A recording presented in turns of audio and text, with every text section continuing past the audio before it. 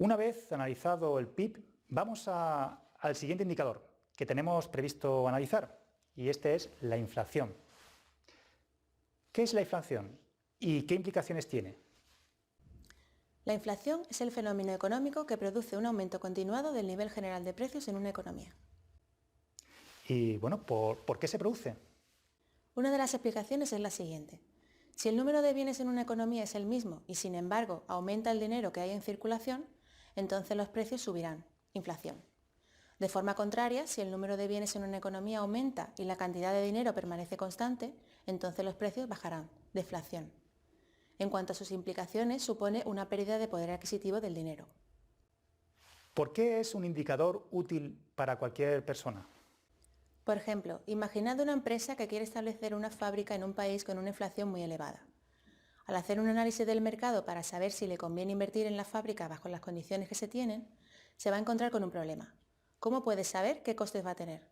¿Cómo saber a qué precios podría vender el producto y qué cantidad necesita vender para poder generar beneficios? ¿Cuánto tendrá que pagar a sus empleados? Con una inflación excesiva, es casi imposible pronosticar cómo se va a comportar su mercado, sus competidores, sus proveedores, etc. Esto hará que el inversor decida establecerse en un país con una mayor estabilidad en los precios. Igualmente, si una familia está pensando comprar una casa y la inflación está en un nivel muy alto, tendrá que tomar la decisión lo más rápido posible para evitar precios aún mayores, reduciendo su tiempo para analizar y evaluar las diferentes opciones. Sin embargo, si la inflación está controlada, la familia podrá estudiar con calma las opciones de compra que tiene, incrementando las posibilidades de que tome una buena decisión. ¿Cómo se calcula la inflación? A través de índices de precios. Existen dos vías para su cálculo, considerando todos los bienes y servicios, índice de precios del PIB, o considerando los bienes y servicios de consumo, IPC. ¿Y cómo se elabora un IPC? Para llevar a cabo el cálculo de un índice de precios de consumo, se utiliza una determinada cesta de bienes y servicios que se considera representativa del consumo realizado en un país. En el ejemplo que se muestra en esta diapositiva, esa cesta de bienes y servicios está integrada solamente por tres, A, B y C. Posteriormente hay que asignar una ponderación a cada bien en la cesta que represente su importancia relativa en la misma.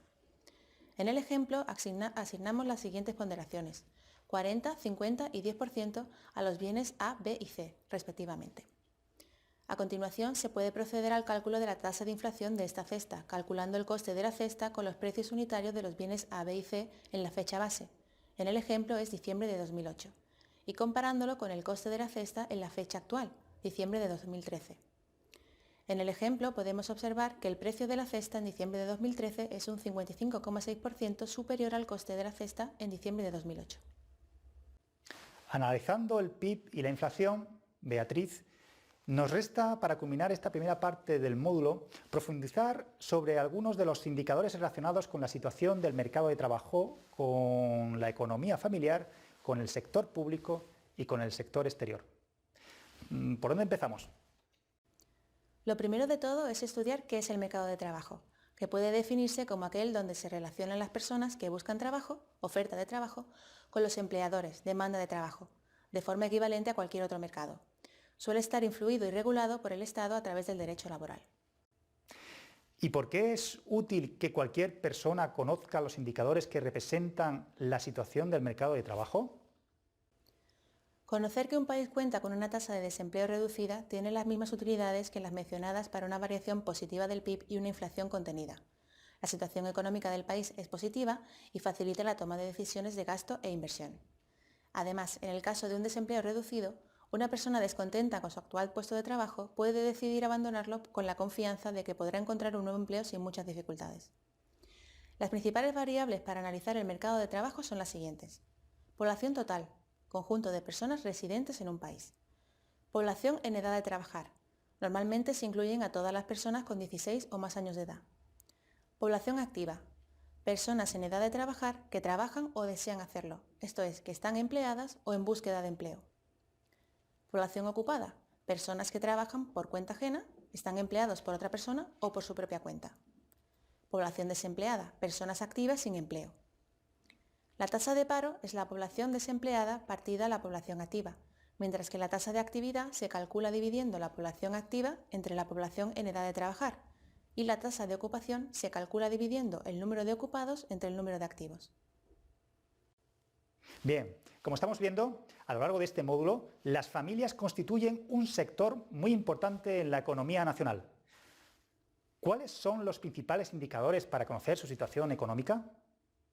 Pues son la renta disponible y la riqueza o el patrimonio, bruto o neto. La renta disponible refleja las entradas netas de dinero que una familia tiene a lo largo de un periodo, normalmente un año, y puede ser utilizada en adquirir bienes de consumo y servicios o en ahorrar.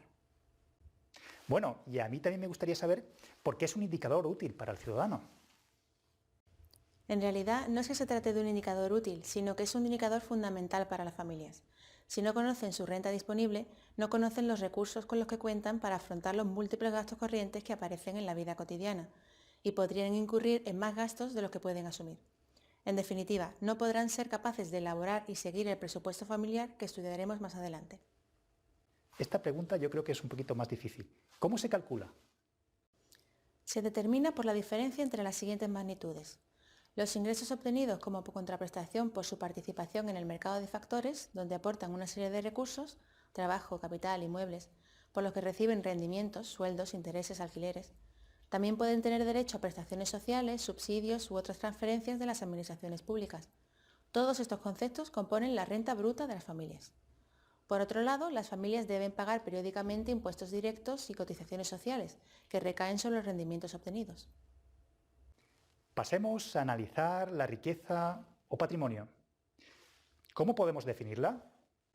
Son los bienes y derechos de las que es propietaria una persona que generalmente habrá adquirido gracias al ahorro acumulado, aunque también puede obtenerse, por ejemplo, mediante herencia. Y volvemos a la misma cuestión. ¿Por qué es un indicador útil para cualquier persona? Al igual que conocer las rentas con que cuenta una familia les facilita las decisiones de gasto corriente, conocer también su patrimonio les permite analizar de forma más fundamentada la necesidad de afrontar inversiones importantes y la capacidad económica y financiera para hacerlo. Por ejemplo, si merece la pena y es asumible inversiones tales como la compra de una nueva vivienda, de un coche más adecuado a las necesidades familiares o de acciones bursátiles como forma de invertir los ahorros. ¿Cómo podemos calcularla? Para cuantificarse, será necesario anotar todos los bienes y derechos de los que es titular a una fecha concreta y asignarles un valor monetario. Si queremos calcular la riqueza o el patrimonio neto, debemos restar de la riqueza total el importe de las deudas pendientes de pago contraídas para la financiación de los bienes anotados. Bueno, a mí también me gustaría saber por qué no debemos confundir renta con riqueza y cuáles son sus diferencias básicas. Se trata de términos que a veces se utilizan indistintamente, pero en realidad responden a conceptos diferentes. Una renta es una cantidad de ingreso que corresponde o tiene lugar dentro de un periodo. Una renta es un flujo y, como todo flujo, está asociado a un determinado intervalo de tiempo. Por ejemplo, hablamos de la renta obtenida en un ejercicio. La riqueza o patrimonio está constituida por los activos financieros, depósitos bancarios, acciones, títulos de renta fija, o no financieros, inmuebles, vehículos, ajuar doméstico, de lo que se es propietario a una fecha determinada. Por consiguiente, a diferencia de la renta, que era una magnitud flujo, la riqueza es una magnitud de acumulación. El hecho de que una persona perciba unas rentas elevadas no significa que disponga de un gran patrimonio.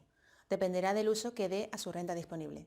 Por ejemplo, si gasta la totalidad de su salario mensual en productos consumibles, como alimentos, bebidas y ocio, no podrá acumular ahorros para afrontar la compra de una casa. Pues Beatriz, muchas gracias por tu aportación a este módulo. A vosotros.